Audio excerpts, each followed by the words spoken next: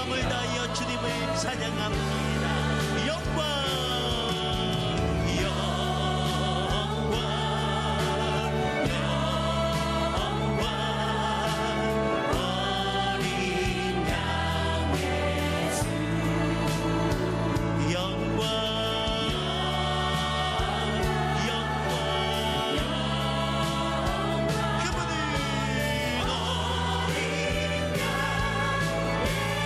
그는 존귀와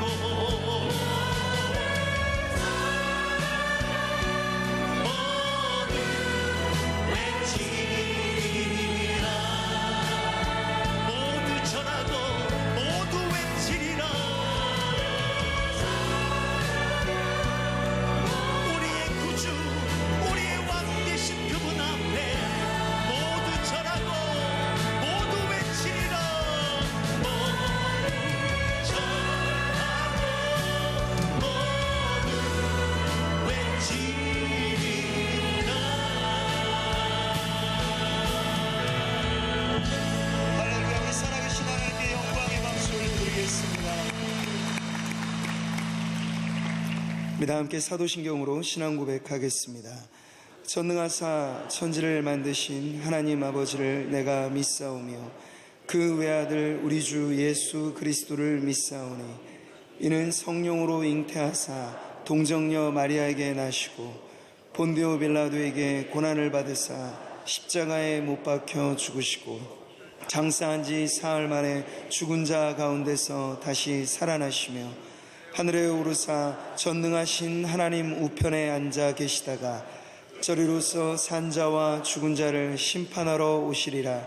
성령을 믿사오며 거룩한 공회와 성도가 서로 교통하는 것과 죄를 사하여 주시는 것과 몸이 다시 사는 것과 영원히 사는 것을 믿사옵나이다. 아멘.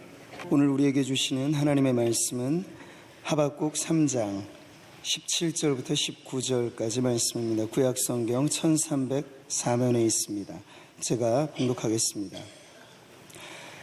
비록 무화과 나무가 무성하지 못하며 포도나무에 열매가 없으며 감람나무에 소출이 없으며 밭에 먹을 것이 없으며 우리의 양이 없으며 외양간에 소가 없을지라도 나는 여호와로 말미암아 즐거워하며 나의 구원의 하나님으로 말미암아 기뻐하리로다. 주 여호와는 나의 힘이시라. 나의 발을 사슴과 같게 하사 나를 나의 높은 곳으로 다니게 하시리로다. 이 노래는 지휘하는 사람을 위하여 내 수금에 맞춘 것이니라. 아멘.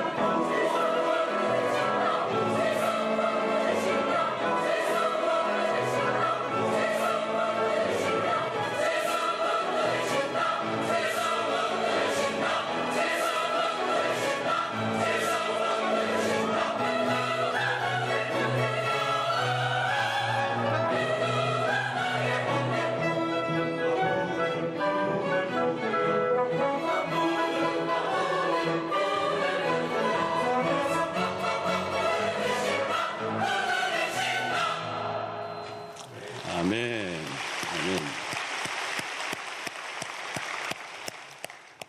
자, 오늘은 하박국서 마지막 10번째 말씀을 여러분들이 나누겠습니다. 자, 우리 지난 시간에 살펴보았던 것처럼 17절의 말씀, 하박국이 처해 있는 상황을 잘 묘사하고 있습니다. 비록 무화과 나무가 무성하지 못하며 포도나무에 열매가 없으며 감람나무에 소출이 없으며 밭에 먹을 것이 없으며 우리의 양이 없으며 외양간에 소가 없을지라도, 그야말로 절망적인 상황, 그리고 전쟁의 폐허로 모든 것이 빼앗겨진 참혹한 최악의 상황을 맞이하고 있습니다. 예상했던 것이 없을 때, 기대했던 것이 무너질 때, 또 우리가 가지고 있는 것이 다 빼앗겼을 때의 상황을 묘사하고 있습니다. 자, 이런 상황, 어떤 상황도 변화되지 않고 또 이런 상황은 계속될 것이다. 자, 그런 것을 하박국은 잘 알고 있습니다. 모든 게 다 막히고 또 상황은 전혀 변화되지 않고 어쩌면 더 악화될 수도 있는 상황 속에서 아무것도 환경은 바뀐 것이 없지만 하박국에게 바뀐 게 하나 있어요. 그게 뭐냐면 하나님에 대한 태도입니다. 상황은 바뀌지 않아도 하나님을 바라보는 이 태도의 변화. 눈에 보이는 것은 아무것도 의지할 게 없지만 선지자의 눈에는 새로운 관점이 생겼습니다. 이전에는 일어난 상황에서 매몰되어 절망적인 그런 탄식을 했지만 그의 시선이 자연스럽게 대화 속에 하나님에게로 옮겨지면서 전혀 다른 삶의 태도를 보입니다. 그것이 지난 주간에 살펴보았던 18절이죠. 초월적 태도. 나는 여호와로 말미암아 즐거워하며 나의 구원의 하나님으로 말미암아 기뻐하리로다. 자, 이 고백이 사실 그리스도인들의 삶을 가장 잘 묘사하는 고백이라고 볼 수가 있습니다. 무엇이 없을지라도, 세상은 무엇이 있으면, 그 조건이 채워지면, 그 상황이 바뀌어지면 난 여호와로 즐거워합니다. 그것 때문에 즐거워합니다. 그렇게 말할 수 있죠. 그러나 하나님의 백성들은 달라요. 아무것도 이루어지지 않고 무엇이 다 없을지라도, 사라졌다 할지라도, 내 기대가 이루어지지 않는다 할지라도 내가 즐거워하고 기뻐하는 이유는 하나님, 당신입니다. 자, 이것은 세상에서 볼 수 없는 모습이에요. 그래서 이 즐거워할 수 있는 이유가 뭐냐?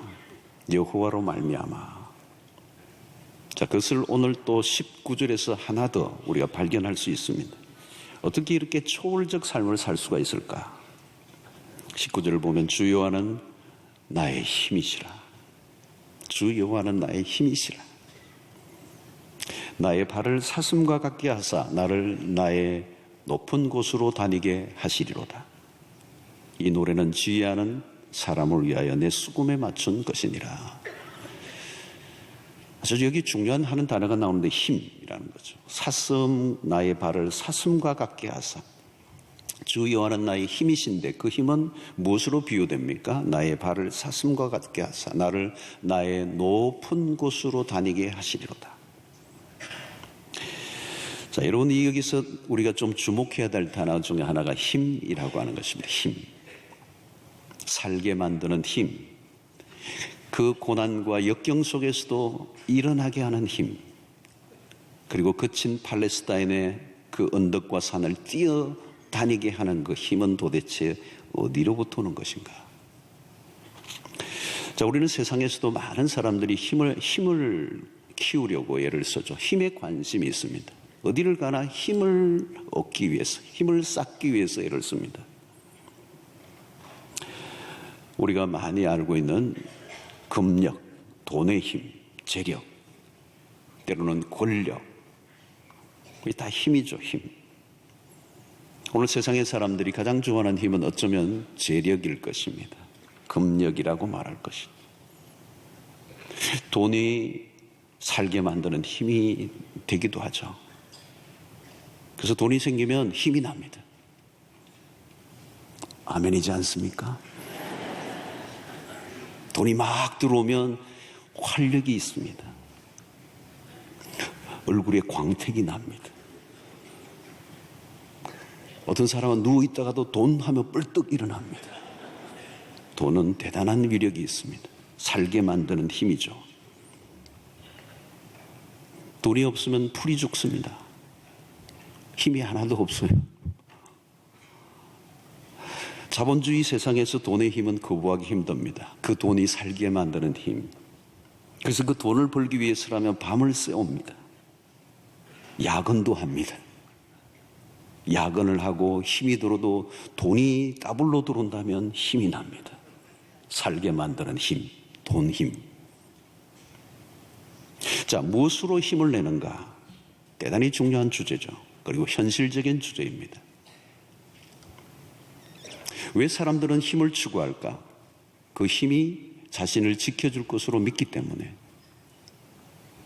돈을 악착같이 끌어모으는 사람은 그 돈이 자신의 인생을 지켜줄 것으로 굳게 믿기 때문에. 돈이면 다 될 것 같아 보이는 것이죠. 자, 문제는 무엇입니까? 내가 쌓은 그 힘이, 그 돈이든 권력이든 그것이 과연 나의 인생을 지켜줄 수 있을 것인가? 그러나 사람들이 우리가 경험하는 것은 뭘까요? 자신이 믿었던 힘에 배신을 당한다는 것입니다. 구약의 사울의 왕은 대표적입니다. 권력의 정상에 있었던 사람이에요.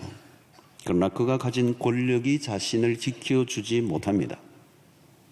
그리고 그 권력 때문에 망합니다. 자기가 만든 우상에 자기가 배신을 당하는 것입니다. 자, 하박국은 전혀 다른 힘을 우리에게 소개하고 있습니다. 주 여호와는 나의 힘이시라. 자, 하박국이 이렇게 고백할 수 있게 만들었던 이유가 뭘까요? 첫 번째, 그것은 하박국은 미래의 소망에 기초를 하고 있기 때문에. 자신의 처한 상황이 지금 비록 암울하지만 하나님은 언젠가 모든 것을 바꿔 놓으실 것이라는 것을 그가 소망하고 있습니다. 그 소망은 하나님에 대한 소망. 유다를 지금 망하도록 내버려 두셨던 하나님이지만 언젠가는 유다를 회복시켜 주실 능력을 갖고 계시는 하나님. 비록 지금은 강력해진 바벨론 제국이지만 하나님은 그들의 교만을 꺾으시고 반드시 당신의 백성들을 다시 구출해 내실 것이라는 이 믿음을 가지고 있습니다. 그러므로 하박국의 믿음은 이스라엘의 행하신 과거의 역사에 기초하고 있고 그 과거의 역사에 기초해서 미래를 소망하는 것, 그것이 하박국이 가졌던 여호와는 나의 힘이시라는 말씀의 의미입니다. 출애굽을 이스라엘 역사를 우리가 앞부분에서도 언급한 적이 하박국이 있습니다마는 출애굽을 하셨던 하나님, 홍해를 가르셨던 하나님, 광야를 지나게 하시고 그리고 기브온 전쟁에서 태양을 멈추게도 하셨던 하나님에게 주목합니다. 여러분, 우리가 성경을 읽을 때마다 힘을 얻는 이유는 무엇인가 하면 하나님이 행하신 놀라운 기사와 능력을 보면서 그걸 묵상하면서 그런 하나님이 오늘 또 살아계시고 우리의 인생의 미래도 주관하실 것이라고 하는 믿음이 들어올 때 그 말씀으로 인하여 힘을 얻습니다. 그래서 우리는 하박국이 하나님이 일하지 아니하시는 것 같은 그 불만 어린 질문을 던졌지만 우리는 성경을 보면서 하박국은 점점 하나님은 일하시는 하나님, 동사형의 하나님, 구원을 이루어내시는 하나님, 역사를 주관하시는 하나님, 온 만물을 통치하시는 하나님, 모든 것 하나도 그분의 손길 안에서 이루어지지 않는 것이 없는 하나님이시라는 것을 말씀합니다. 그래서 18절에서 뭐라고 말합니까? 나의 구원의 하나님으로 말미암아 기뻐하리로다. 여기 구원의 하나님이라는 말이 중요해요. 여호와라고 하는 단어가 쓰죠. 18절에 여호와라는 단어는 하나님이 언약을 맺을 때 주로 쓰시는 단어예요. 하나님이라는 이름이지만 하나님이 언약을 맺으시는 하나님. 특별히 언약을 믿으실 때, 말씀하실 때는 굉장히 인격적으로 언약을 맺으시는 하나님. 그냥 언약을 아무에게나 그냥 퍼뜨리시는 하나님이 아니고 개인적이고 아주 인격적으로 다가오셔서 언약을 맺으시는 하나님. 그 구원을 언약하신 하나님은 그 구원을 반드시 이루어내시고야 말고 그 구원을 이루어내시는 일에는 어떤 것에 의해서도 방해를 받지 아니하시고 구원을 완성하시는 하나님. 하나님의 구원받은 자녀들에게 대해서는 하나님의 그 언약을 신실하게 이루어내시는 그 하나님에게 기초하여 내 미래가 하나님의 손에 있음을 믿기 때문에 주 여호와는 나의 힘이십니다. 또 하나는 뭘까요? 하나님의 힘이시란 말은 이 힘은 현실을 이기게 하는 능력이라는 것입니다. 오늘 주어진 현재의 고난을 이기게 하시는 능력. 현실은 지금 아무것도 없는 모든 것이 바벨론에 의해서 다 빼앗겨버리고만 상황이지만 그가 즐거워하는 이유는 그 이유는 하나님 때문에. 오늘 살게 만드는 힘은 힘들고 어려워도 그래도 살게 만드는 힘, 그 힘든 가운데서도 즐거워하게 하는 힘은 바로 하나님이 주신다는 거예요. 돈이나 권력이 아니라 하나님만이 나의 힘이 되십니다. 이 고백을 할 수 있게 하는 것은 결국 믿음이라는 것입니다. 여러분, 우리가 하나님을 최고의 힘으로 믿고 살면 하나님이 힘이 되십니다. 눈에 보이는 세상의 힘은 반짝 나에게 힘이 될 것처럼 보이지만 매우 매력적이고 그리고 화려하고 그리고 현실적으로 와닿는 그런 힘들이 우리 주변에 많이 있지만 그러나 그 힘은 우리에게 진정한 힘이 되지 않는다는 것입니다. 하나님의 힘은 잘 보이지 않아요. 유다가 바벨론에 의해서 넘겨질 때 하나님의 힘은 보이지 않습니다.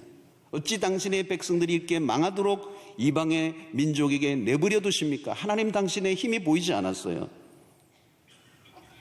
여러분, 우리가 세상에 살다 보면 눈에 보이는 화려한 힘들의 유혹을 받고 하나님의 힘이 보이지 않으니까 우리가 세상에 의지하고 세상을 따라갈 때가 많이 있습니다.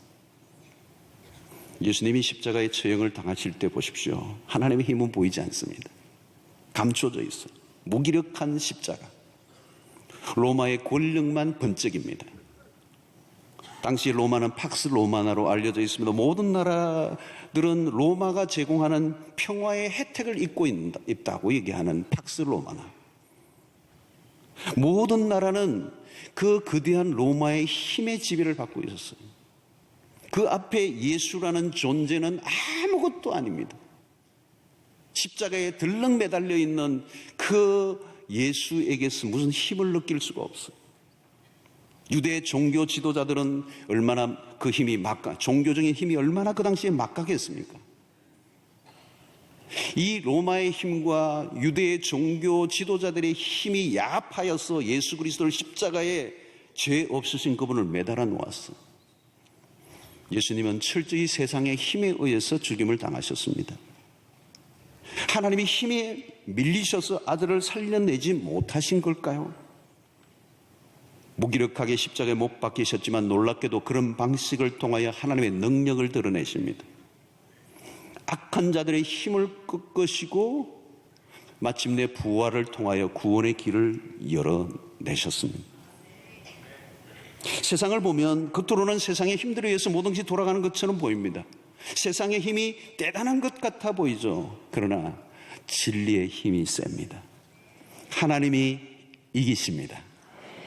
여러분, 그것을 믿음의 눈으로 보면 어떤 상황 속에서도 즐거워할 수 있다는 것입니다. 자, 여러분, 주 여호와가 나의 힘이시라는 것은 구체적으로 어떻게 사는 것이죠? 오늘 19절이 잘 묘사하고 있어요. 나의 발을 사슴과 같게 하사 나를 나의 높은 곳으로 다니게 하시리로다.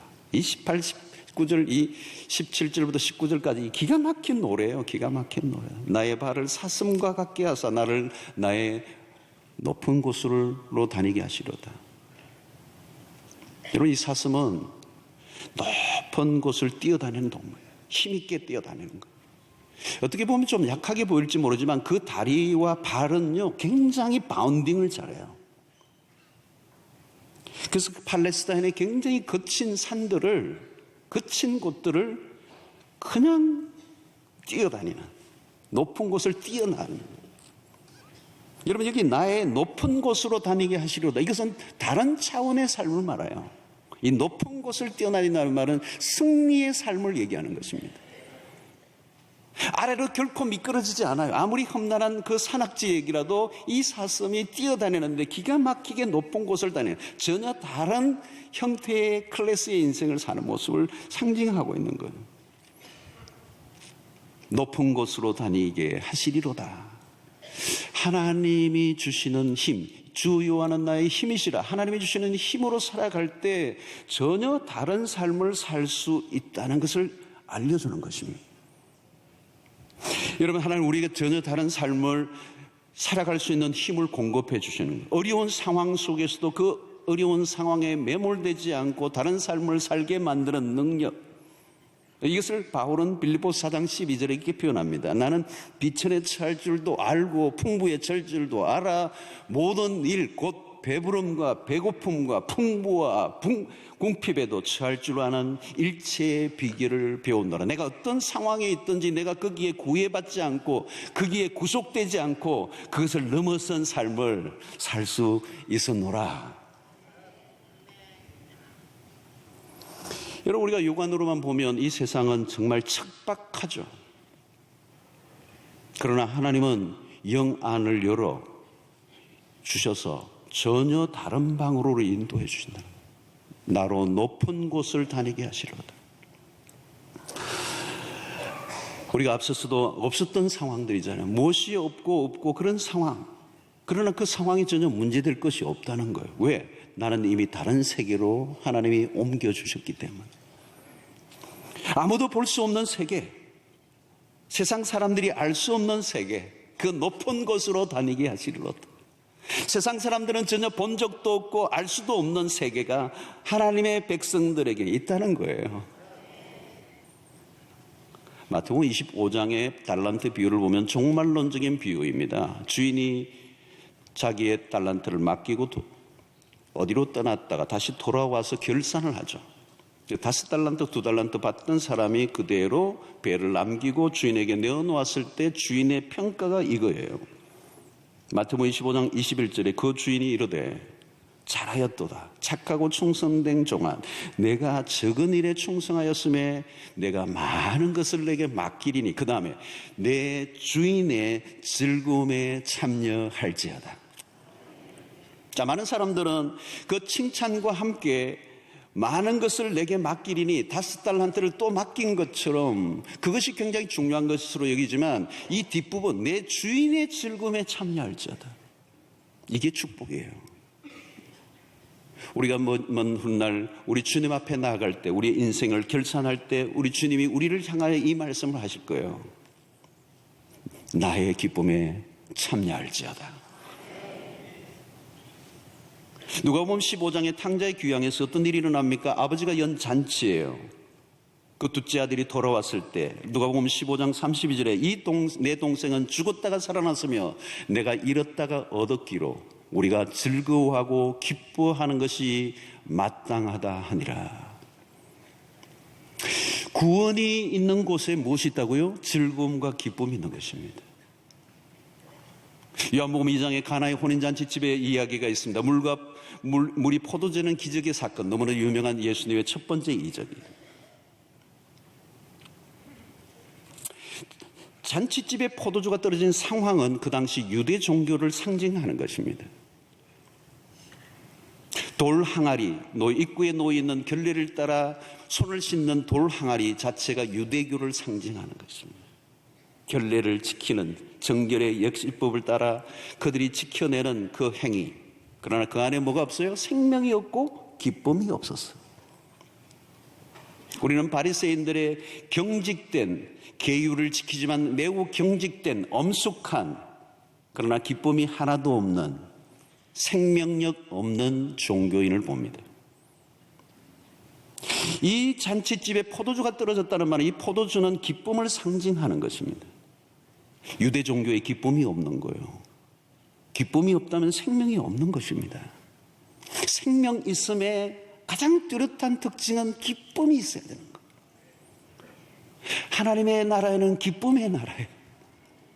여러분, 창세기부터 요한계시록까지 기쁨과 즐거움에 대한 단어를 한번 찾아보세요. 무수히 많아요. 하나님은 기쁨의 하나님이요. 시편 42편을 보면 그분은 이전 역본에만 극락의 하나님, 다시 말하면 큰 기쁨의 하나님. 오늘 그 잔치집에 물이 포도주 되게 하는 이 사건은 기쁨이 상실되어 이미 유효기간이 끝난 유대 종교로는 더 이상 쓸모가 없고 예수 그리스도가 오심으로 인하여 다시 이 우울하고 절망과 탄식 속에 살아가는 백성들에게 구원의 즐거움을 허락하신 이야기를, 바로 그것이 그리스도가 오심으로 가능했다는 것을 알려주고 있는 것입니다. 그래서 기쁨이 상실되어 버렸던 이 잔치집의 포도주가 끓여짐으로 이 잔치집이 끝나 파장이 될 수밖에 없던 상황 속에 예수 그리스도가 기쁨을 회복시켜 주시는 것이죠. 사랑하는 성도 여러분, 오늘 우리의 삶에 힘든 일들이 많아요. 세상이 우울해요. 우리의 감정에만 맡기면 우울증에 안 걸리기가 어려운 시대를 살고 있어요. 염려와 근심이 우리를 짓누르고 살아가는 세상 속에 우리가 있습니다. 얼마나 여러분 우리 사회가 어둡습니까? 슬픔의 감정이 파도가 밀려오면 한순간에 우리의 모든 것들이 다 사라져버리는 이 우울한 세상에서 우리가 이 어둡고 우울함을 무엇으로 걷어낼 수가 있을까? 상담실을 두드리면 될까요? 우리를 짓누르는 이 현실적인 압박. 여러분, 우리를 짓누르는 이 우울과 이 슬픔과 이 염려와 근심을 압도하는 이 슬픔을 뒤엎고도 남을 강력한 즐거움과 기쁨이 없으면 우리 이 세상 속에서 우울증에 시달릴 수밖에 없어요. 오늘 여러분 세상의 사람들을 자세히 관찰해 보시기 바랍니다. 자세히 보세요. 저는 가끔 이런 어디 길거리에서 사람들의 모습을 봐요. 어두워요, 여러분. 막 웃는데도 어두워요. 진정한 기쁨이 없어요. 대부분은 왜 그래요? 우리는 우리의 삶의 환경에 지배를 받기 때문에 그래요. 여러분, 기쁨은 뭘까요? 환경을 이겨낸 사람의 것을 말하는 거예요. 지금 이 기쁨은 단순히 감정적으로 조금 업된 상태를 말하고 있지 않아요. 일시적인 분위기 전환 정도를 얘기하는 것이 아니고 하나님에 대한 확신 속에서 나오는 하나님이 주시는 기쁨을 지금 말하고 있는 거예요. 여러분, 우리가 큰 어려움을 맞으면 우리가 할 일이 하나도 없잖아요. 하나님의 백성들은 하나님께 나가서 징징징징 무는 것밖에 다른 길이 없어요. 하나님 외에 답이 없기 때문에. 하나님 외에 답이 없기 때문에. 여러분, 우리 신앙의 중심에는 복음이 있습니다. 복음은 뭘까요? 십자가와 부활입니다. 예수 그리스도의 십자가와 부활. 이 십자가와 부활이 우리의 신앙의 중심부에 있습니다. 그래서 우리가 복음을 자랑하고 복음을 붙잡는 이유가 거기에 있습니다. 자, 십자가에서 기독교는 끝나지 않아요. 우리의 복음의 이야기는 십자가에서 부활로 이어집니다. 만약에 십자가로만 끝났다면 우리는 한 성인을 추억하는 종교로 끝날 거예요. 그러나 그분은 무덤에서 사흘 만에 다시 살아나십니다. 하나님이 다시 그를 아들을 무덤에서 일으키십니다. 그래서 부활이 복음의 정점입니다. 십자가는 가장 절망적인 사건이라면 부활은 최고의 소망의 사건이죠. 그래서 십자가와 부활은 반전의 반전입니다. 그리고 이 부활은 하나님의 능력을 선포하는 것이죠. 여러분, 이 부활을 우리가 믿습니다. 이 부활을 믿는다면 그 부활 속에서 우리에게 주시는 메시지가 무엇일까요? 어떤 상황 속에서도 하나님은 우리를 다시 일으키신다는 것, 다시 살리신다는 거예요. 십자가로 끝나지 않는다는 것입니다. 부활로 이어진다는 것입니다. 다시 살려내신다는 것입니다. 그러므로 여러분, 우리는 어떤 상황 속에서도 기뻐하고 즐거워할 수 있는 이유는 뭐냐면 부활신앙 때문이라는 거예요. 부활신앙. 우리는 죽어도 살겠고, 여러분, 부활신앙을 믿는 하나님의 백성들이 이를 악물고 힘겹게 버텨내는 삶이 아닙니다. 성경을 보면 환난 중에도 즐거워하며 근심하는 자 같으나 항상 기뻐하고, 현실이 어렵고 상황은 변하지 않는다 할지라도 기뻐할 수 있다면 그는 이미 승리한 사람이에요. 하박국은 무화과나무와 포도나무와 감람나무 열매가 없는 상황을 언급했습니다. 그러나 그에게 맺힌 열매가 하나 있습니다. 지금 상황 속에서는 아무 열매도 맺히지 않지만 그의 삶에 맺힌 열매가 하나 있어요. 그게 뭐냐면 하나님의 주시는 기쁨의 열매예요. 이런 상황이 아무것도 바뀌지 않아도 하나님이 우리에게 기쁨이라고 하는 열매를 주신다면, 기뻐할 수 있는 힘을 주신다면 승리한 것입니다. 아니, 내가 원했던 그 조건과 상황이 바뀌었다 할지라도 나에게 기쁨이 없다면, 즐거움이 없다면 진 것입니다.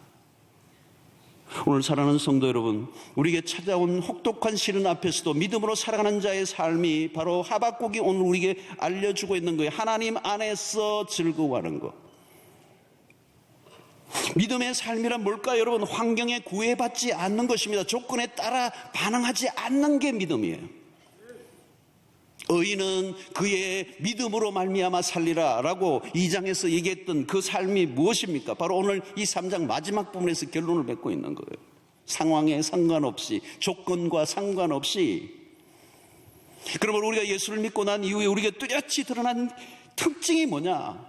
바로 기쁨의 삶이라는 거예요. 어떤 상황에도 불구하고 기뻐하는 삶. 그것이 빌립보에서 우리에게 말씀해 주고 있는 겁니다. 여러분, 이 기쁨은 가벼운 기쁨이 아니에요. 묵직한 기쁨, 어떤 것에 쉽게 흔들리지 않는 깊은 묵직한 기쁨이 우리 안에 있다는 것입니다. 이제는 우리의 삶은 전체적으로 어두웠습니다. 무엇인가 짓누르는 것이 있습니다. 그러나 우리는 예수 그리스도를 믿고 이전과 전혀 다른 삶이 찾아왔습니다. 이제 우리의 삶은 어둡지 않아요. 밝아졌습니다. 여러분들의 얼굴에 어두운 베일을, 예수 그리스도를 믿고 하나님의 자녀가 되는 순간 그 베일을 벗겨주신 거예요. 하나님은 우리를 웃게 하십니다. 하나님, 그분으로 충분한 삶을 살게 하신 거죠.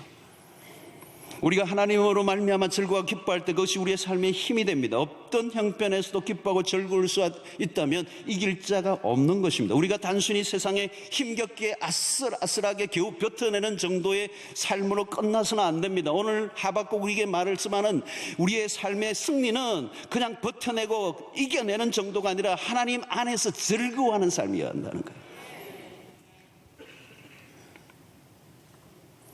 여러분, 마귀를 굴복시키는 것은 언제예요? 아무리 힘들어도 하나님으로 인하여 즐거워하면 마귀는 굴복되는 것입니다. 그게 승리예요. 아마 이것이 욥에게 마귀가 노렸던 것일지도 몰라요. 하나님, 저 욥 하나님이 잘 먹고 잘 살게 해주니까 하나님 섬기는 거예요. 다 빼앗아가 보세요. 하나님 섬기는가? 마귀가 우리에게도 오늘도 그걸 누리는 거예요.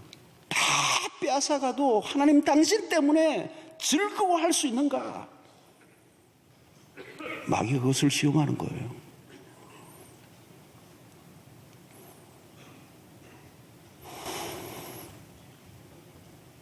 우리가 세상 속에 사람들에게 충격을 줄 수 있는 삶은 딴 게 아닙니다. 세상이 도무지 흉내낼 수 없는 거예요. 오늘 이 18절 19절의 삶은 없고 없을지라도 난 여호와로 말미암아 즐거워하리로다. 이 삶을, 이게 믿음의 삶이고, 이 삶을 살아야 세상을 이기고 세상 사람들이 충격을 받는 거예요. 어려우면 죽는다고 소리를 지르고, 사업이 안 되면 인상을 쓰고, 뭐가 빼앗기면 분노를 쏟아붓는다면 그건 믿음이라고 말할 수가 없는 거라는 거죠. 우리는 세상이 결코 흉내낼 수 없는 삶을 살아야 돼요. 여러분 시편 16편 11절을 보십시다. 이 말씀 보면 이렇게, 주께서 생명의 길을 내게 보이시리니 주의 앞에는 충만한 기쁨이 있고 주의 오른쪽에는 영원한 즐거움이 있나이다. 너무 멋있는 얘기. 주의 앞에 뭐가 있다고요? 충만한 기쁨이 있다는 거예요. 주의 오른쪽에는 뭐가 있다고요? 영원한 즐거움이 있다는 거예요. 영원한 이터니티. 살짝 감정만 건드리는 말초신경을 살짝 업되게 하는 그런 기쁨 아니에요. 그냥 좋은 게 있으면 좋고 안 좋은 게 있으면 떨어지고 하는 그런 촐랑거리는 기쁨이 아니고, 갑자기 촐랑이 나오네요.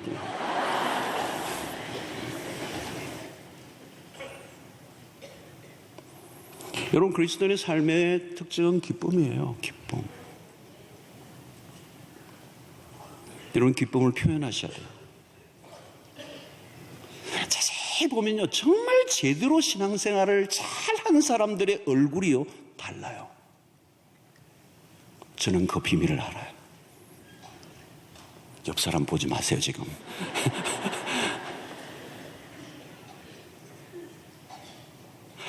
여러분, 삶이 힘들지 않은 삶이 어디 있겠어요?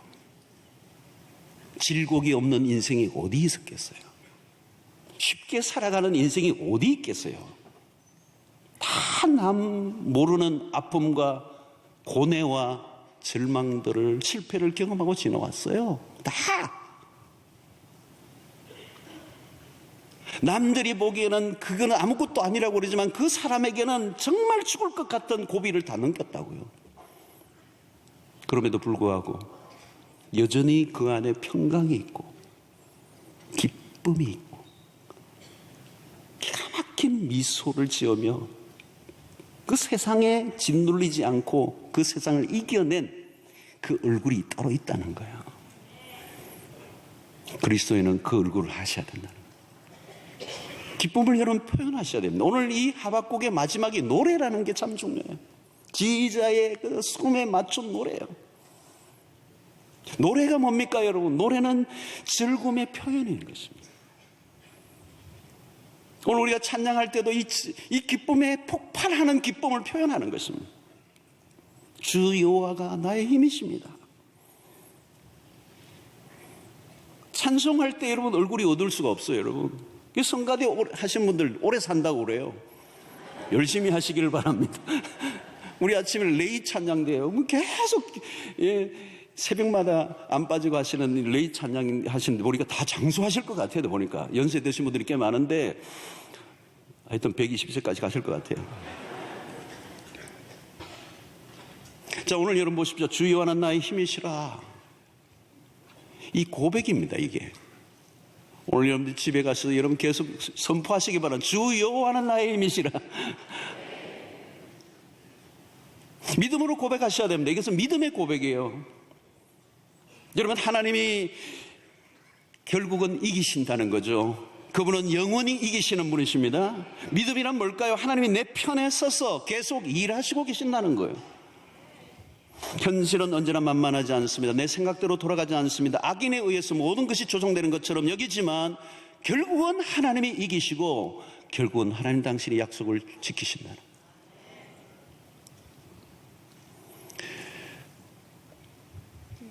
오늘 여러분 세상 사람들을 보면 사실 답이 없죠. 고통스러운 현실이 오면 체념을 하거나 삶을 포기해버립니다. 늘 목격하는 모습이죠.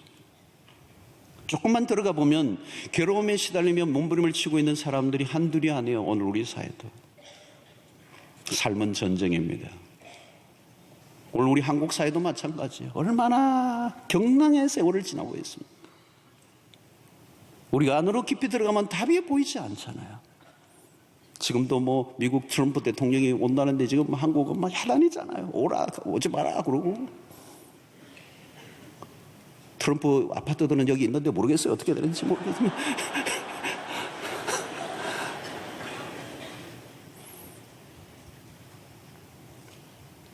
우리가 중국과의 관계나 미국과의 관계나 일본과의 관계나 어디에 눈치를 보고 지금 어떻게 하는 게 가장 좋은 답인지 알 길이 없는 거예요, 사실.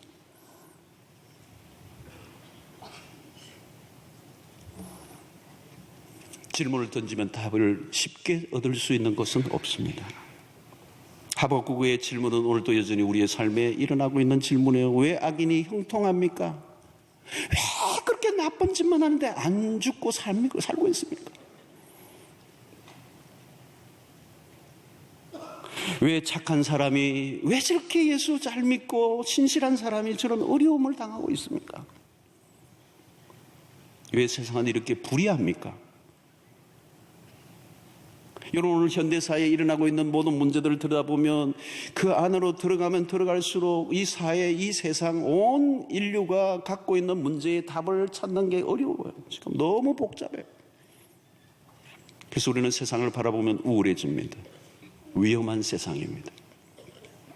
세상을 바라보면 절망과 탄식이 터져나올 수밖에 없습니다. 우리를 살아가게 만드는 힘은 도대체 어디로 둘 것인가? 오직 하나밖에 없다는 겁니다. 하나님. 성도 여러분, 어떤 경우에도 그 하나님에 대한 신뢰를 포기하지 않고 살아가는 은혜가 있게 되기를 축원합니다. 모든 것이 무너져도 하나님은 살아 계십니다. 우리는 다 망한 것 같아 보여도 하나님은 그 잿더미 속에서도 소망과 생명을 일으키시는 하나님. 우리에 대한 당신의 계획을 결코 실패하지 않으시는 전능하신 하나님. 하나님은 언약을 반드시 지키심을 우리가 믿기 때문에 그 하나님이 나의 힘이 되십니다. 자, 우리는 바울의 확신에 찬 고백을 들어봅시다. 로마서 8장 전장이 찬란하고 논리정연하고 확신에 찬 승리의 찬가이지만 뒷부분 한 구절만 인용하겠습니다. 8장 37절을 보면 그러나 이 모든 일이라는 것은 그 앞부를 읽어보면 돼요. 다양한 우리의 삶에 일어날 수 있는 수없는 사건과 일들이 있음에도 불구하고 그 이 모든 일에 우리를 사랑하시는 이로 말미암아 우리가 어떻게 해요? 넉넉히 이기느니라. 성도 여러분, 우리는 겨우 아슬아슬하게 이겨내지 않아요. 넉넉히 이깁니다. 왜요? 우리를 사랑하시는 이로 말미암아. 이제 여러분, 우리는 그 하나님의 능력의 팔을 의지해야 됩니다. 주의 친절한 팔에 안기세. 이제 우리는 그 하박국의 노래를 함께 불러야 될 때가 되었습니다. 어떤 상황에도 불구하고 기뻐하고 즐거워할 줄 아는 그리스도인이 되시기를 축원합니다. 모든 것을 다 잃어버리고 기대했던 것이 다 사라지고 내 계획대로 돌아가지 않는다 할지라도 나는 여호와로 말미암아 즐거워하리로다. 하나님, 여전히 나의 기도가 이루어지지 않았습니다. 여전히 내 삶이 막혀 있습니다. 여전히 내 삶은 하나도 바뀌지 않고 오히려 더 어려워져 가고 있습니다. 그럼에도 불구하고 나는 여호와로 말미암아 즐거워하겠습니다. 나의 구원의 하나님으로 말미암아. 여기 구원의 하나님으로 말미암아. 하나님은 구원을 하시기로 작정한 사람은 반드시 구원해 내시는 하나님. 여호와로 말미암아 나의 구원의 하나님으로 말미암아 기뻐하고 즐거워하리로다. 주 여호와는 나의 힘이시라. 나의 발을 사슴과 같게 하사 나를 나의 높은 곳으로 다니게 하시리로다. 이 높은 곳으로 다니시리라. 승리하는 전혀 다른 클래스의 인생을 살아가는 여러분들 되시기를 주의 이름으로 축원합니다. 하나님, 우리의 현실이 만만치 않고 우리의 기대했던 것이 무너진다 할지라도, 상황은 전혀 변하지 않아도 나는 여호와로 말미암아 즐거워하겠습니다. 주 여호와는 나의 힘이십니다. 오늘 나로 살게 하는 힘은 하나님이십니다. 이 하박국의 노래, 이 고백, 이 선포를 우리도 할 수 있도록 인도하여 주시옵소서. 예수님의 이름으로 기도하옵나이다. 아멘. 이제는 우리 주 예수 그리스도의 놀라우신 은혜와 하나님의 크신 사랑과 성령의 교통하심이, 주 여호와는 나의 힘이시라. 오늘 우리의 삶에 일어나는 어떤 상황과 여건과 조건에도 불구하고 주로 인하여 기뻐하고 즐거워하며 승리의 삶을 살기로 결단하고 돌아가는 주의 백성들을 우리 위해 지금부터 영원토록 함께 있을지어다. 아멘.